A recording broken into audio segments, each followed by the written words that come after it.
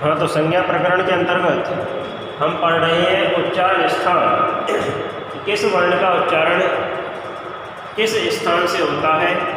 तो इसी क्रम में आज हम पढ़ते हैं सूत्र यमंगण नाम नासिका च, यमंगण नाम नासिका च, अर्थात य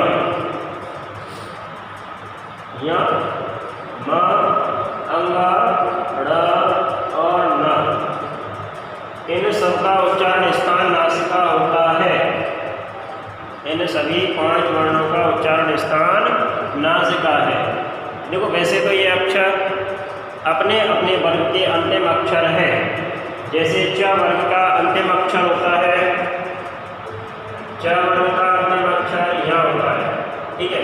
प वर्ग का अंतिम अक्षर होता है म, क वर्ग का अंतिम अक्षर होता है अंगा, और ट वर्ग का अंतिम अक्षर होता है आ, और त वर्ग का अंतिम अक्षर है न। तो अपने अपने वर्ग का अंतिम अक्षर है, ये 5वां अक्षर है। तो इन सभी का उच्चारण स्थान अपने वर्ग के अनुसार तो होता ही है। जैसे अकुह विसर्जनीयानाम कंठ हमने पढ़ा था, तो इस अंगा का उच्चारण किससे होता है? कंठ से भी होता है। कहाँ से होता है? कंठ से भी होता है। इजुष्यानाम तालु, इसका उच्चारण स्थान तालु से भी होता है। होता है कि होता है? लेकिन इन सभी का उच्चारण स्थान नासिका भी होता है, क्योंकि ये वर्ण नाक की सहायता से उच्चारित होते हैं, अतः इनका उच्चारण स्थान नासिका है। अपने वर्ग में तो ये सम्मिलित होंगे ही, पृथक से इनका नासिका भी उच्चारण स्थान है।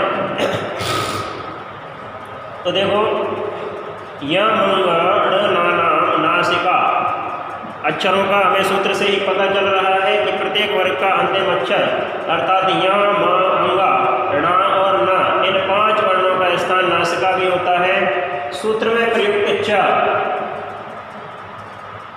च से तात्पर्य है उपयुक्त 5 वर्णों के अपने अपने वर्ग के स्थान तो होते ही हैं। जैसा कि मैंने पहले बताया कि इनका जो उच्चारण है अपने अपने वर्ग के स्थान से तो होता ही है, किंतु नाक से सहभागिता होने के कारण, नाक से सहभाग में उच्चारित होने के कारण इनका स्थान नासिका भी होता है, ठीक है।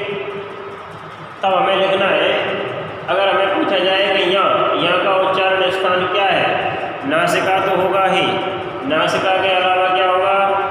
तालु भी होगा। ऑप्शन में जो मिलेगा दोनों में से वही सही होगा, ठीक है। अगला सूत्र है ए दयितो कंठ तालु, ए दयितो कंठ तालु। ए से तात्पर्य ए और ऐ से तात्पर्य ऐ, तो ए तथा ऐ इन दोनों का स्थान कंठ और तालु होता है, क्योंकि ये कंठ और तालु की सहायता से उच्चारित होते हैं।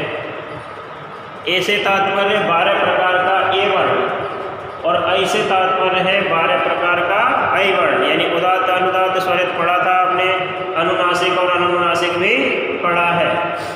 तो इन दोनों के ह्रस्व नहीं होते हैं। क्या नहीं होते हैं? ह्रस्व नहीं होते। तो दीर्घ और प्लुत, दीर्घ और प्लुत को विभक्त किया जाएगा उदात्त अनुदात्त और स्वरित में, ठीक है।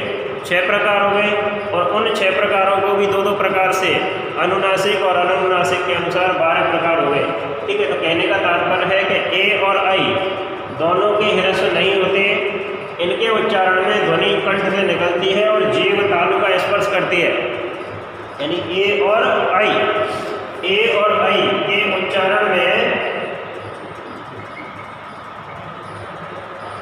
ध्वनि कहाँ से निकलती है? कंठ से निकलती है, और जीभ तालु का स्पर्श करती है, इसलिए इसका उच्चारण स्थान है कंठ और तालु। उच्चारण स्थान से मतलब है जहाँ से इन वर्णों को ध्वनि निकलती है, जहाँ से इन वर्णों का उच्चारण होता है। शरीर के जिस अंग से, मुख के अंदर के भागों से जहाँ से उच्चारण होता है, वही उस वर्ण का उच्चारण स्थान है। तो अगला है ओदौतो कंठ ओष्टम, ओदौतो कंठ ओष्टम, अर्थात ओ और औ, ओ और औ, इनका उच्चारण स्थान कंठोष्ठ है। इनका उच्चारण स्थान क्या है? कंठ और ओष्ठ है, दोनों है। क्यों है? ओ से तात्पर्य है 12 प्रकार का ओ वर्ण, और औ से तात्पर्य है 12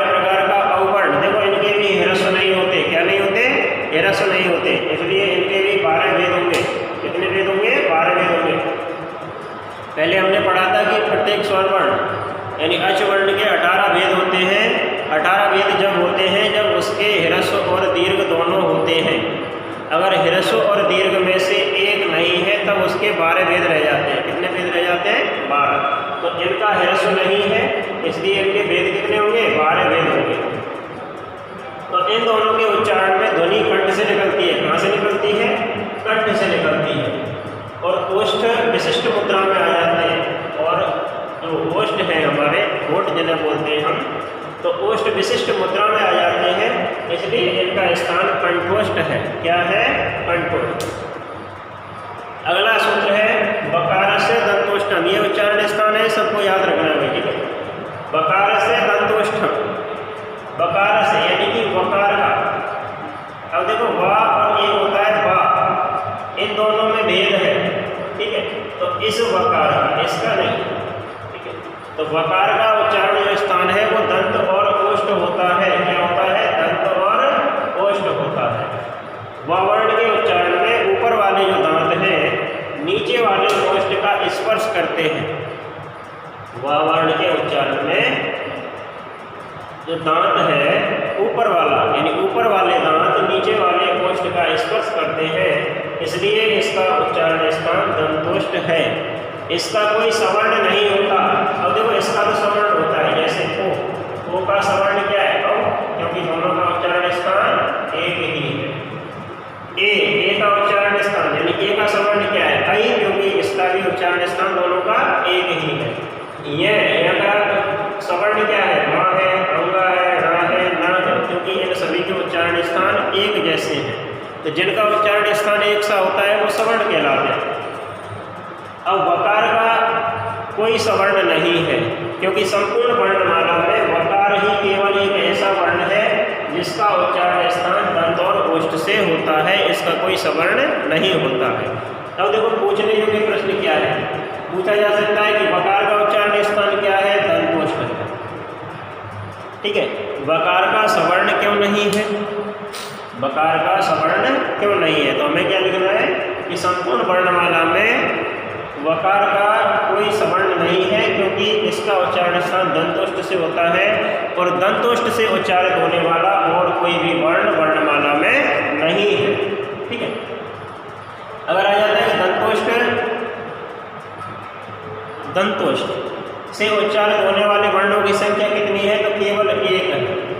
ठीक है, कंठोष्ठ से उच्चारित होने वाले वर्णों की संख्या कितनी है? 24 है। कितनी है? 24, क्योंकि 12 प्रकार का ओ और दूसरा औ 12 प्रकार का, तो कितने हो गए? 24 हो गए। तो 24 औ और औ की कंठ और ओष्ठ उच्चारण स्थान है। कंठ तालु से उच्चारित वर्णों की संख्या कितनी है?